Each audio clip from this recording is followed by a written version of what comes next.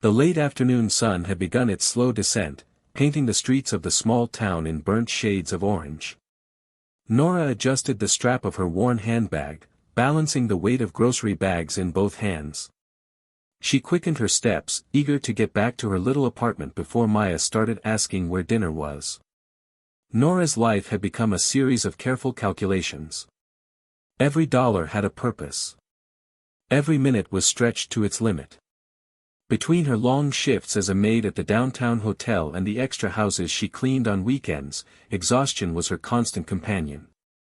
Still, she never let it show in front of Maya. Her daughter deserved laughter, love, and the sense that their tiny, cluttered home was a fortress of safety. At 28, Nora carried herself with a strength born of necessity. But the weariness showed in the faint cracks on her hands from harsh cleaning chemicals and in the way her hair was always swept into a quick, functional bun. Yet even in her fatigue, there was a quiet beauty about her, one she never noticed. It was on this particular evening, as the air hinted of rain, that Nora first saw him. He sat on the curb outside the corner bakery, a hood pulled low over his face, his clothes rough and rumpled.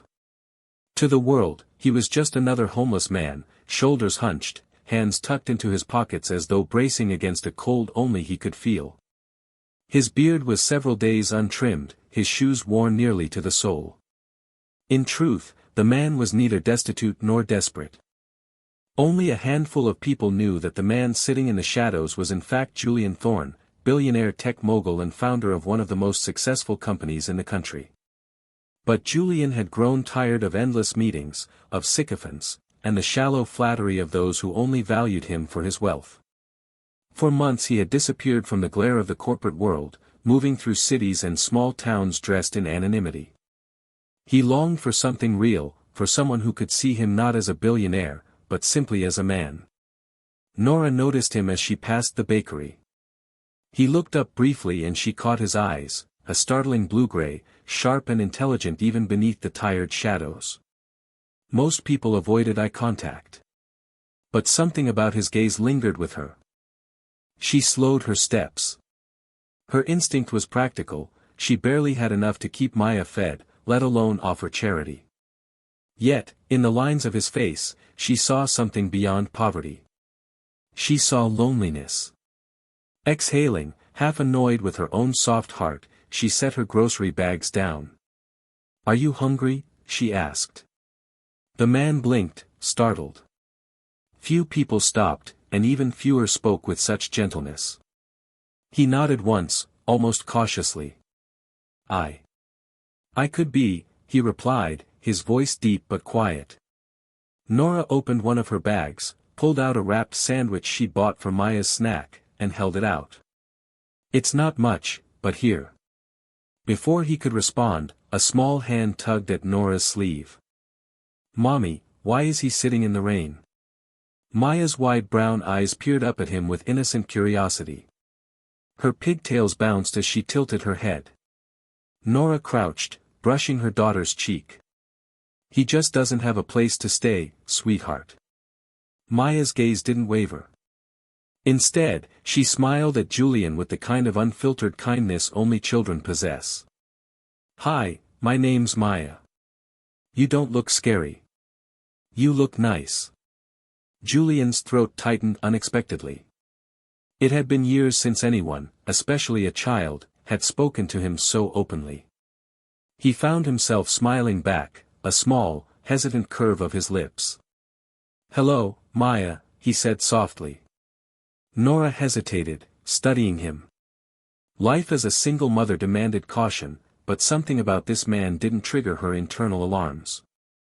He looked more broken than dangerous. "You can't sit out here all night," she murmured. She picked up her groceries, then extended one bag toward him. "Come on, at least walk with us. You can carry this if you want to repay the sandwich." Julian stared at her in surprise. People had offered money before, or the occasional meal, but never companionship, never dignity. He stood slowly, accepting the bag. "Thank you," he said. As they walked, Maya slipped her hand into his without hesitation. Julian froze at the small warmth against his palm, a sensation that disarmed him completely. They reached the narrow building that held Nora's apartment. She unlocked the door, glancing back at him.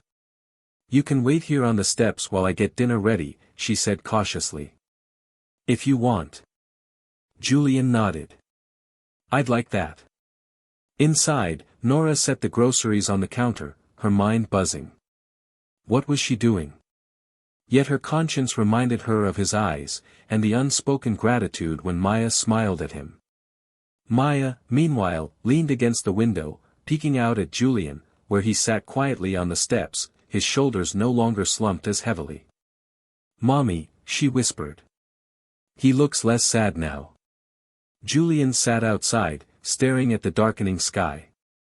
For the first time in a long time, warmth flickered in his chest, not from the sandwich, but from something far rarer, kindness without a price tag. As the door creaked open, Nora stepped out holding a folded blanket. "Here," she said, offering it. He accepted it gently. "You don't know what this means." Nora crossed her arms. "Don't mistake kindness for charity. I'm just doing what I'd hope someone would do for me." Julian studied her. He could see the exhaustion in the set of her shoulders, yet she carried herself with a strength wealth could never buy. He wanted to tell her everything, that he wasn't homeless, that he could change her life with a single phone call. But instead, he said only, "My name's Jude." Nora raised an eyebrow. "Jude, huh?" He nodded, choosing the name as a shield. Later that evening, as rain began to patter on the roof, Julian remained on the steps. Through the thin walls, he heard laughter, Maya's giggles and Nora's softer chuckle. Inside, Nora tucked Maya into bed.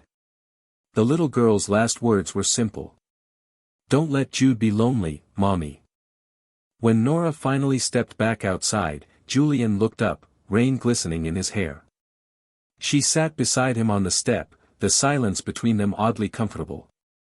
"Why are you really out here?" she asked quietly. Julian hesitated. "I guess I'm looking for something," he said at last. Nora turned, meeting his gaze. For a moment, the world narrowed to the space between them. "Maybe," Julian thought, "this is what I've been searching for." The next morning, Nora rose before dawn for her shift. When she opened the front door, she stopped short. Julian was still there, asleep on the steps, the blanket wrapped around him. He stirred, his sharp eyes meeting hers. "You're still here," she said, her tone caught between surprise and caution. "You said I could wait," her lips twitched. "I didn't mean forever." "I'll earn my keep," he replied quietly. "If you'll let me." Something in his tone made her pause. She sighed. "Fine. Carry those groceries inside, and we'll see." By the time Maya woke, Julian was already fixing a squeaky cabinet door. "Uncle Jude," she cried, rushing to hug him. He froze, then glanced at Nora, who arched a brow. "You've made an impression," she said dryly. From that day on, Julian became a quiet fixture in their lives. He picked up small chores without being asked, fixing a leaky faucet, sweeping the stoop, tightening loose knobs. Nora, wary at first, found herself surprised. He never complained or acted entitled, but simply blended into their daily rhythm. Evenings grew warmer with his presence. One night, Nora returned from her shift to find Julian at the kitchen table with Maya, carefully helping her with her math homework. The scene tugged at something deep inside her. For years, she had carried everything alone. Now, here was this stranger gently explaining numbers as if he'd been waiting his whole life to do it. Later, she found herself laughing at one of his stories. He spoke of odd jobs and strange encounters, but she noticed the intelligence in his phrasing, the careful courtesy in his manners. He might look rough, but nothing about him spoke of a man beaten down by life. When she asked where he came from, he only smiled faintly. Nowhere important. For Julian, the weight of his secret grew heavier each day. His hidden phone buzzed late at night with urgent messages from his associates. The board is panicking, Julian. This can't go on forever, he would answer in hushed tones from the alley. Handle it. I'm not ready to return. Trouble came sooner than expected. One afternoon, a neighbor called across the street, "Be careful with that drifter, Nora. Men like him only bring trouble." Nora's jaw tightened. He's been nothing but kind, but later, alone, doubt gnawed at her. The fragile wall between them cracked one rainy evening. Nora sat at the kitchen table, her face buried in her hands, bills scattered before her. Rent, utilities, school supplies. Joel found her like that. Quietly, he sat across from her. Finally, Nora lifted her head. "I can't keep doing this. No matter how hard I work, it's never enough." Her voice trembled, and a tear slipped free. Julian reached across the table, his hand covering hers. "You're not alone," he said softly. The sincerity in his voice undid her. Their eyes met, the air charged. Slowly, he leaned closer. For one heart-stopping moment, she thought he might kiss her, and she almost let him. But the memory of her past, of abandonment, rose like a wall. Nora pulled back abruptly. "I can't," she whispered. Julian's jaw tightened in regret, but he nodded. "I understand." That night, he knew he had to tell her the truth. The truth, however, revealed itself first. 2 days later, a coworker at the hotel where Nora cleaned held up a magazine left behind by a guest. "Hey, doesn't this look like your friend? The one who's been hanging around?" Nora leaned over. There on the glossy page was Julian, clean-shaven and impeccably dressed. The caption read, "Julian Thorne, billionaire tech visionary, rumored to be stepping back from the company he founded." The words blurred as Nora's heart pounded. Julian Thorne. The neighbor's warning, the evasive answers, the mysterious phone calls, it all clicked into place.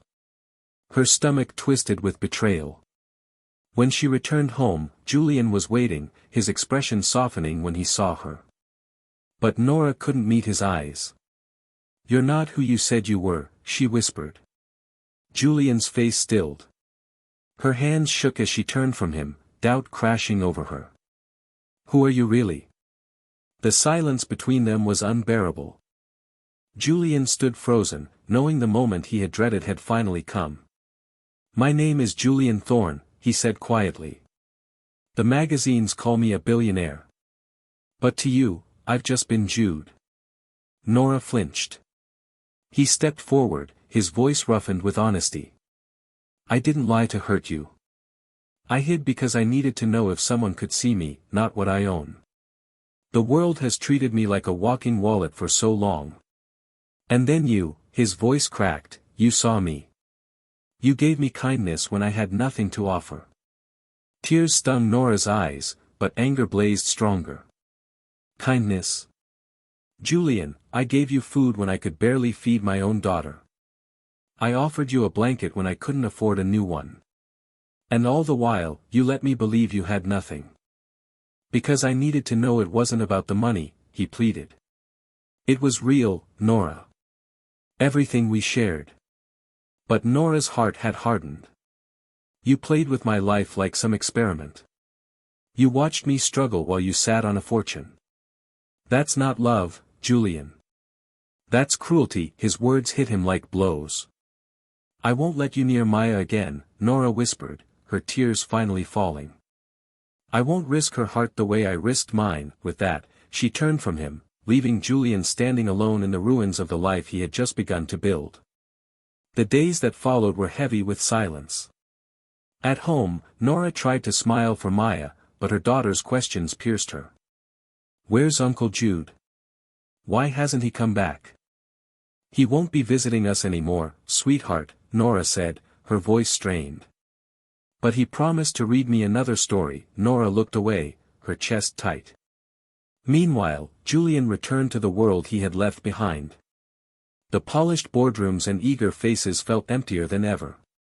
He didn't want the empire he had built. He wanted Nora's tired smile and Maya's laughter. Knowing he had broken their trust, he did the only thing he could. Quietly, through an anonymous channel, he arranged for Nora's debts to be cleared. The overdue rent notices disappeared. He never intended for her to know, wanting only to ease her burden. One evening, Maya tugged at her mother's sleeve. "Mommy. Uncle Jude didn't care about money. He cared about us." Nora froze. Out of the mouths of children, the truth was sometimes clearest. Julian had never once flaunted wealth. He had stayed, fixing cabinets and helping with homework, when he had nothing to gain. He had lied, yes. But had everything between them been a lie? The next morning, she made a decision. Dressed in her plainest clothes, she stepped into the gleaming glass tower of Thorne Industries. "I need to see Julian Thorne," she told the receptionist. "Do you have an appointment?" "No," Nora admitted. "But tell him Nora is here. He'll understand." Minutes later, she was escorted to the top floor. The office was vast, with glass walls overlooking the city. Julian stood at the window. When he turned and saw her, his expression shifted from surprise to raw hope. "Nora," he breathed. She stood there, her heart in her throat. "I don't want your money," she said quickly. "I just want the truth." He crossed the room, his eyes searching hers. "The truth is, I would walk away from all of this," he gestured at the empire around him, "if it meant having you and Maya. I don't need to be a billionaire. I just need to be the man who carries your groceries and helps Maya with her math homework." His words struck deep within her. Looking into his eyes, she saw no pretense, only truth. "If I let you back in," she said, her voice trembling, "it has to be without lies. No more secrets." "No more secrets," Julian vowed, his expression fierce. "Only partnership. Only us." Silence stretched between them, heavy with possibility. Then Nora stepped forward, closing the gap, and for the first time, she let herself fall, not into fear, but into trust. Julian's arms wrapped around her, holding her as though he would never let go. Later, when they returned to the little apartment, Maya's squeal of delight filled the air. "Uncle Jude," she cried, rushing into his arms. Julian swung her up, laughter breaking free. Nora watched them, her heart swelling with a hope she had thought was lost forever. They ate dinner at the same small table that had borne their laughter and tears. Julian didn't speak of wealth, he spoke of dreams of family. Nora realized then that true love wasn't about what someone could give you. It was about who they chose to be when stripped of everything else. And Julian had chosen to be hers. The chandeliers sparkled like constellations, but Nora felt all the light in the world was already in her heart. She stood in the center of a grand ballroom, her hand in Julian's, her engagement ring glinting like a promise. Cascading white roses adorned the tables, and golden lights glowed warmly. "Look at Mommy!" Maya squealed, twirling in her lavender dress. "She's a princess tonight." When it was time for Julian's toast, he stood tall, his hand never leaving Nora's. "I used to believe my greatest achievement was what I built with money," he said, his voice thick with emotion. "But then I met Nora. She reminded me that the real wealth in this life is kindness freely given, love courageously shared, and family." He glanced at Maya, who beamed up at him. Later, as a slow waltz began, Julian drew Nora into his arms. The world blurred away. All that remained was the steady rhythm of their steps. "I still can't believe this is real," Nora whispered. "It's real," Julian murmured. "Forever real. Tonight is just the beginning." As they moved together under the lights, Maya spun circles around them, her laughter ringing like music, completing the portrait of a love that had been tested and healed. It was more than a party, it was proof that even on a curb outside a bakery, true love could find its way home.